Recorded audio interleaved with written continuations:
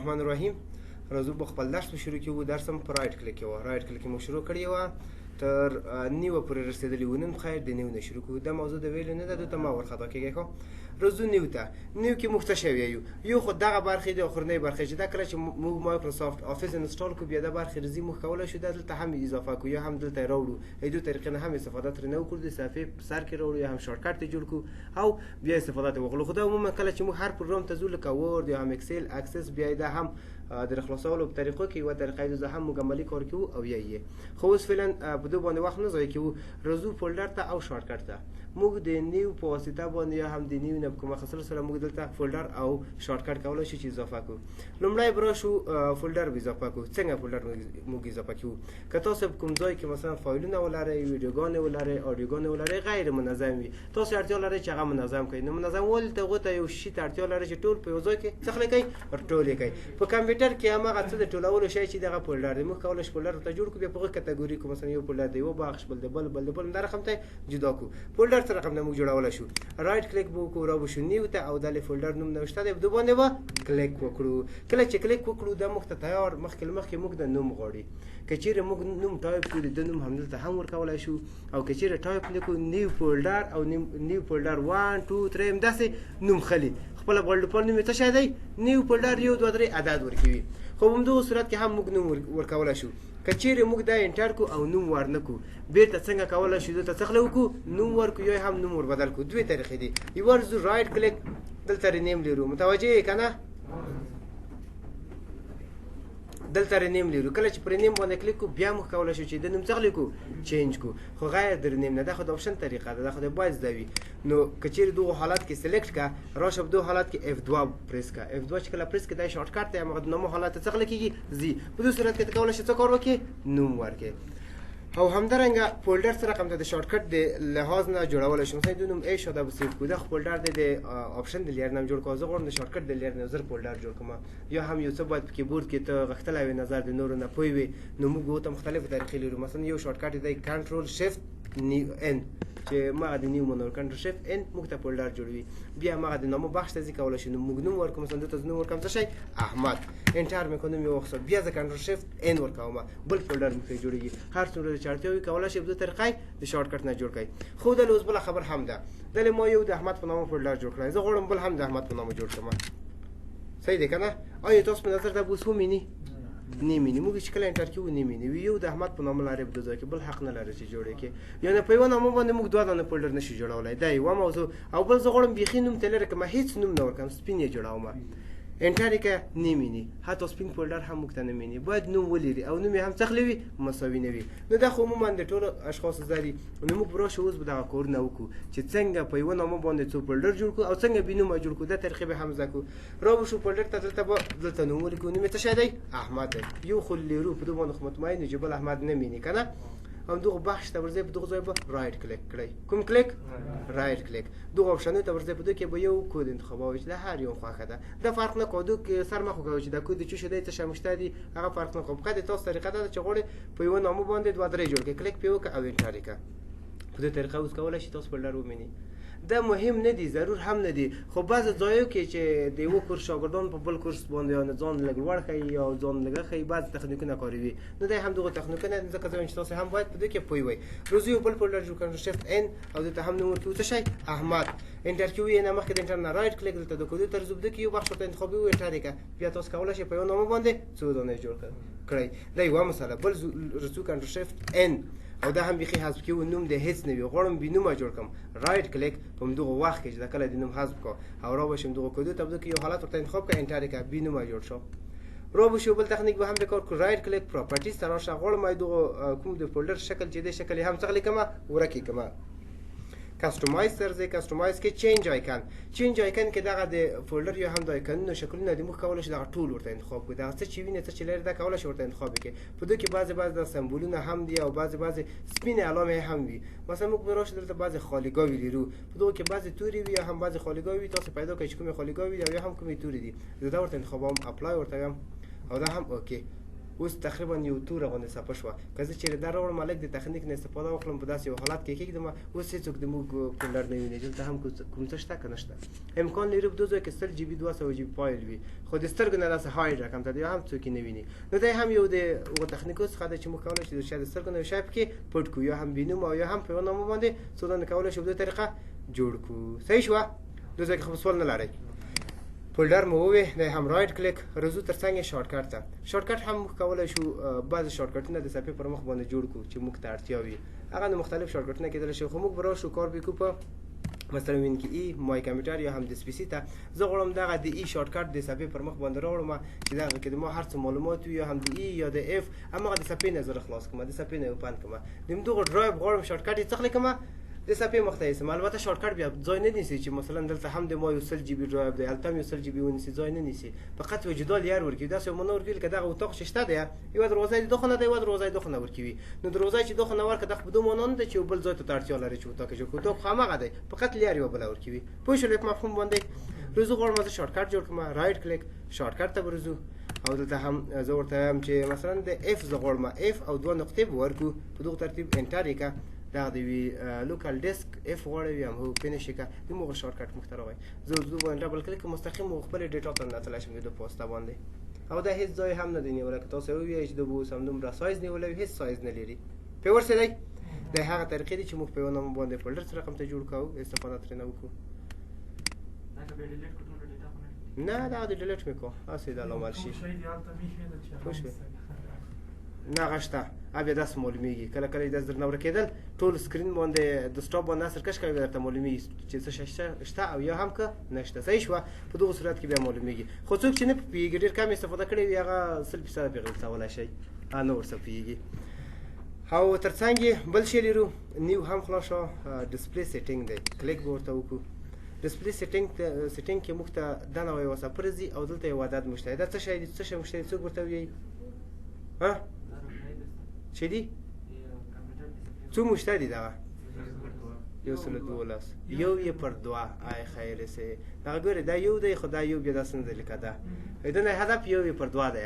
یو یې پر دوه نه هدف څه شی دی دنه هدف دا دی چې کمپیوټر یو دی مغز یو دی سی پی یو دی خو څو دانې سکرینونه ورته وصل دي دا دونه هدف سکرینونه دي یعنې دوه سکرینونه وصل دي که زه چېرې ایچ ډي ام آی وباسم دغه صفحه به م 200 پورې کېږي خو که تاسو خپل کمپیوټر کار کې عملي کار وکړئ په خپل کمپیوټر کې دا صفحه به نه وي ځکه تاسو کمپیوټر خو نه دی وصل هماغه یوه طرف کې شیر شوي نو دا به نه وي نو دا موږ ته دا ښایي چې دا کمپیوټر اوس دوه ځایه شیر شوی یا هم سکرین یې دوه ځای ښودل کېږي تر څنګ یې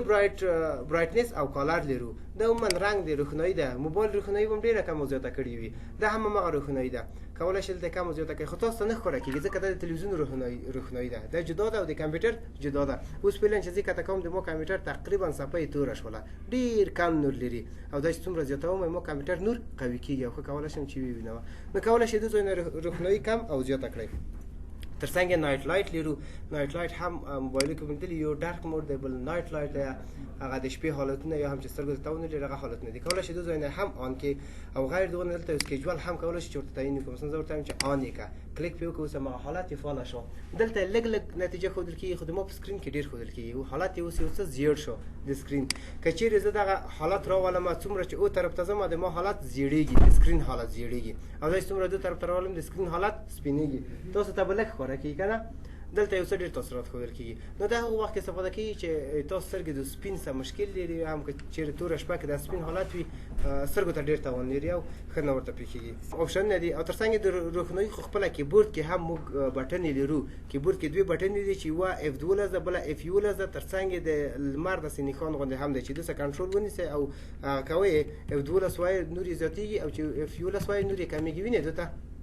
دا هم د کیبورډ دی خو دلته موږ اوس په آپشنو کې غږیږو ځکه آپشنو ته راغلي یو نو دا هغه د شپې حالت دی همدارنګه کولی شو دغه حالت تقسیم اوقات هم ورته وټاکو دلته د سکیجول دی آن او آف سکیجول ورته انتخابوي یا هم تقسیم اوقات ورته انتخابوي که نه انتخابوي هم چې هو کلیک پرې وکړه حالت یې فعاله کېږي اوس آن او آف حالت دی څه وخت روښانه شي او څه وخت ګل شي خپله د کمپیوټر بیا کار کوو اتومات کلیک پرې وکړه د باندې مثلا په شپږو بجو او د شپږو نه چې 15 یا 15 دقیقې دي دا ساعت تېرې شولې AM او PM دا څه شي انتخاب د شي بده شاو نه خور پیګه ساعت نو تنظیم دی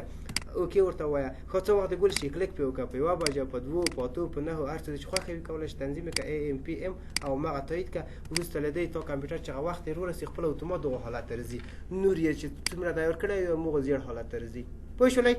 بیرته غیر فعال که ضرورت نه ده هم مثلا آف که یا هم آن شو آفی کو ورپسې رسو ترڅنګ سکیل اند لیاوټ لرو سکیل هم د موږ د کمپیوټر دغه سکیل یا هم د دې ساحه ښیي دا عموما بعضې کمپیوټرو کې چې د صفحې کیفیت زیات وي دا زیات راځي او بعضې کیفیت چې کم وي ریزولوشن یې کم وي دا هم کم راځي زموږ په کمپیوټر کې 125 دی خو په نورو کمپیوټرو کې چې کیفیت لوړ وي 125 او 150 تر 150 یو پورې راځي دغه بیا ریکمنډډ 125 وي د ریکمنډډ 100 دی او 125 ډېر اپشن نه لري دا سکیل دی دا که چیرې بعض وخت سترګې د ضعیف وي ونه شیلدله دا غټ سکیل ورته انتخاب کړه چې دغه ډیزاین نه یا هم د لیکنې د نمونه اپشن نه لږ څه لوی ښکاره شي کلیک پې وکړه دغه نوع باندې لږ لوی ښکاره کړي خو بیرته موږ ته مسیجونه ورکوي بعض آیکن شاید ښکاره نه شي یا پټ شي یا درنه هایډ شي یا ورک شي ښه نه راځي خو عموما هغه انتخاب وي چې ریکمنډډ وي یا هم یو ریکمنډډ هغه حالت وي چې خپل استاندارد او اساسي حالت وي دا بیرته انتخاب کوي لږ به وړه شي خو ټول شیان منظم او خپل ځای باندې ښودل کېږي ریزولوشن یې دی دا هم د دغه صفحې ریزولوشن یا هم سایز دی چې صفحه څومره وي یا هم څومره ده خپل ریکمنډډ 1480 پر 888 پکسل ده دته پکسل ویل کېږي نو دا که چیرې کموي تا دغه صفحه وړه کېږي او کیفیت هم ضعیفه کېږي او څومره چې لوړوي کیفیت پورته کېږي او قوي کېږي هغه بعض ایچ ډي ویډیوګانو به مې لیدلي کیفیت ډېر پورته وي هغه هم په دغه پورې یو څه ربط لري دا که زه چیرې لوړ کړم خو بیا هم ما سکرین اوس وړوکی دی صحیح نه ښکاره کېږي یا هغه ریکمنډډ دغه سکرین دی پر دغه حالت صحیح دی خو بعضې صورتو کې موږ ته اړتیا پېښېږي چې دا لرې راشي نور عموما دا حالتونه په ریکمنډډ کې پرېږدئ کار مه ورسره لرئ خو بعض ځایو کې لکه په دغه کې موږ ته اړتیا کېږي چې کله کله موږ ورته راشو جوړ کړو لکه بعضې وخت تلویزیون ورسره وصلوئ خو تلویزیون ډېر وړوکی وي ساز یې وړوکی وي که تاسو چېرې دا حالت په خپل کمپیوټر کې انتخاب وي نو دا تلویزیون نشي کولی چې دا حالت اکسس کړو ځکه چې دغه شاید صفحه وړه وي بیا ورځئ تاسو به هم دلته صفحه ورته وړوکی کوئ چې هر څومره هغه وي هماغومره ورته انتخاب کوئ ډېر ښه به منظمه شي اوس وینئ بعضې همداسې سکرینونه هم شته دي چې 2000 تر 3000 پورې وي په دغه ترتیب دلته بیا موږ ته 15 ثانیې وخت کوي که د 15 ثانیو کې کیپ چینج انتخاب کړو خو تغییرات بدلوي او که د انتخاب نه کړو وخت پوره شو بیرته خپل عادي حالت ته راځي دغه ترتیب باندې ومې هغه 15 ثانیې وخت کوي اورینټیشن دی اورینټیشن هم د موږ د کمپیوټر حالت چې د کومې خانه غواړو استفاده کوي ټاسک بار کوم حالت ته وي هم د کومې خانه استفاده شي اوس په دغه حالت کې د رسمه پورتریت ورته انتخابومه ټول کمپیوټر چرخش خوري بدلیږي اوس په دغه حالت کې ماوس هم داسې کار نه کول که مخکې چې استفاده کولو ماوس ته هم باید یو څه ورته چپه شي یا یو څه چپه کار کو او ډېر سخت کنټرولېږي او دلته هم هغه 15 ثانیې وخت روان دی هماغه ورکوي که چیرې اوس د کیبورډ نه وایم بیرته خپل عادي حالت ته راځي نو دا څلورو طرفو ته کولی شئ تاسو انتخاب کړئ دا هغه وخت استفاده کېږي چې کله کله مثلا تلویزیون ته داسې یو ځای وي چې داسې په اوږدو یې درولی شي او په دو طریقه یې نشو بندولی ځای کم وي نو کولی شو په هغو طریقه بند کړو دلی هم حالت ورته چینج کړو چې تاسو یې صحیح او پوره طریقه باندې وګورئ څلورو واړه حالتو ته په دې کې کولی شو چې واړې وو او راوشو یو بل مثال به هم ورکړو مثلا غواړم په دغه طرف باندې واوړي دا مکمل برعکس شو وینئ ټاسک بار سر ته لاړو 15 ثانیې به پرېږدو یا به هم که چیرې ریوارډ ورته ووایې بېرته لغوه کېږي هغه وخت یې هم نه پرېږدي او که کیپ چینج ووایې بیا نو هماغه تغیرات پکې حفظ کېږي ورپسې راځو نورو آپشنو ته دلته یو څه نور آپشنونه هم لرو دا آپشنونه عموما د ال سی ډي یا هم د تلویزیون دپاره دي څلور آپشنه دي چې دلته هم لرو خو زر زه په شارټ کټ کې وایم شارټ کټونه هم لرو وین کی پی کله چې وین کی پریس کې په دوه رقم د صفر راځي اول که ته غواړې خپل کمپیوټر تلویزیون سره پریس کې هغه کې وصل کې ته اول وین کی پی پریس کوه وګوره چې داسې یوه صفر خلاصېږي که نه که چیرې داسې یوه صفر خلاصه شوه نو ته پوه شه چې تا په کمپیوټر کې تخنیکي ستونزې نشته دي او وصلېږي که چیرې داسې یوه صفر خلاصه نه شوه نو تا په کمپیوټر کې به یا ډرایور نه وي او سنپ ډرایور نه وي یا که وي هم هغه برخه به نه وي چې وصلې وي پوه شولئ نو که در خلاصه نه شوه بیا پوه شئ چې نه وصلېږي اول به تاسو دا وګورئ کله چې در خلاصه شوه دا بیا جدا تنظیمات دي دلته هم همدغه څلور برخې لرو خو زه په هغو ځایو کې درته وایم په هغو ځایو کې ډېر ښه پوهېږئ او تصویرونه لري دلته یې تمام نمونه دي بیخي به یې دو ځای نه بند شو صفحې ته به راشو وین کې پی وپریس کړو دلته موږ څلور حالته لرو لومړی حالت یې دی پی سي سکرین آنلی که د تصویر ته هم چیرې وګورئ یو تلویزیون دی یو کمپیوټر دی کمپیوټر یو څه رنګ تیز دی او تلویزیون څه شی دی ضعیفه دی اما ایچ ډیماین وصل دی ټول تنظیمات صحیح دي خو زه چیرې دا حالت انتخاب کړم اما په کمپیوټر کې به هر څه ښکاره کېږي په تاسو باندې قطع کېږي یعنې د سیستم نه قطع کېږي داسې نه قطع کېږي چې زه ایچ ډیماین وباسم یا برق وباسم صحیح ده که نه صحیح ده تاسو ته یم که نشد هسې یې ویده وی ښه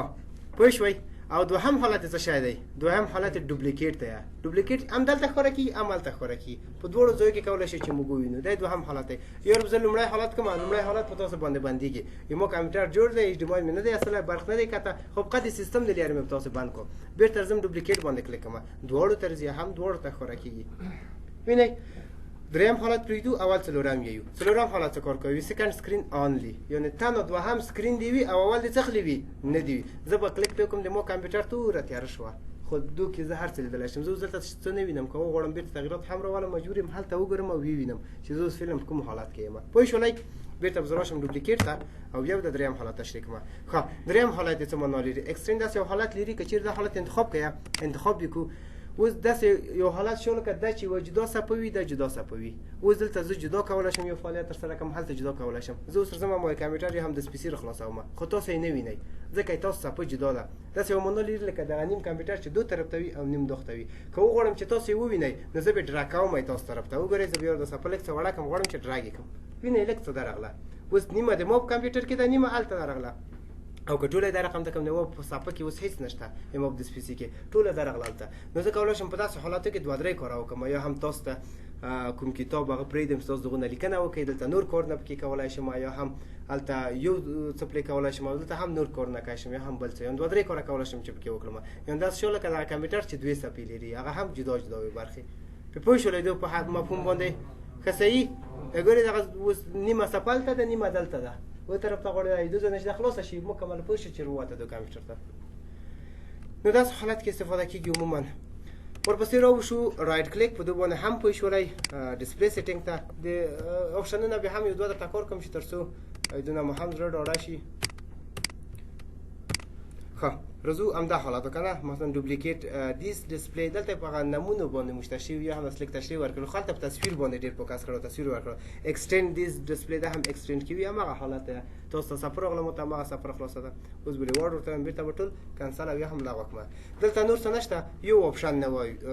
نوی دی البته تنه په وینډوز 10 کې دغه یو آپشن به ولولو چې کنیکټ ټو وایرلیس ډسپلی څنګه موږ کولی شو وایرلیس یا هم غیر د لاین نه د تلویزیون سره هغه وصل کړو کمپیوټر وصل کړو خو دا په یاد لرئ چې دغه طریقه چې زه کومه کاروم یو په وینډوز 10 کې کېږي بل په هیڅ وینډوز کې نه کېږي او همدارنګه تلویزیون مو هم باید څه شی وي سمارټ ټي وي وي غیر د سمارټ نه په نورو کې نه کېږي صحیح ده لازمي تاسو په نورو کې کوششونه پرې وکړئ ځکه چې هیڅ نه کېږي مخکې پوه شئ او وینډوز مو هم د کمپیوټر باید څو وي لاس وي 10 باید وي خیر شي ښه راوشو زه به مکمل هغه قطع کړم HDMI به قطع کړم ومې اصل HDMI نو غواړم چې دا رقم ده کومه وصل یې کړم ریموټ ته به ځو دلته به هم بخش ته ځو په هم کې به هغه د وای فای نښه وینئ څه شی دي کنډلینګ دی که څه شی دي دغه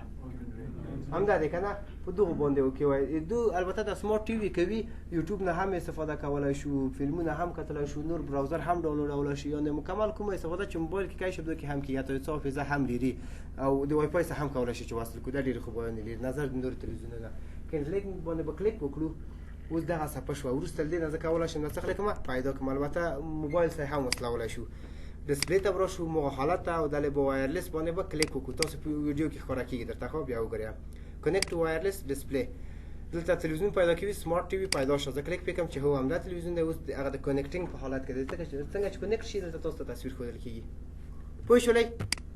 دا طریقه ده چې موږ غیر د USB نه یا هم وایرلیس په طریقه کولی شو کمپیوټر وصل کړو دا جدا دی نه کوم USB شته نه کوم لاین شته او نه هم HDMI شته دوی سم وصل کړو صحیح شو مو پوښتنه لرئ تر دې نن ورځ درس مو تکمیل شو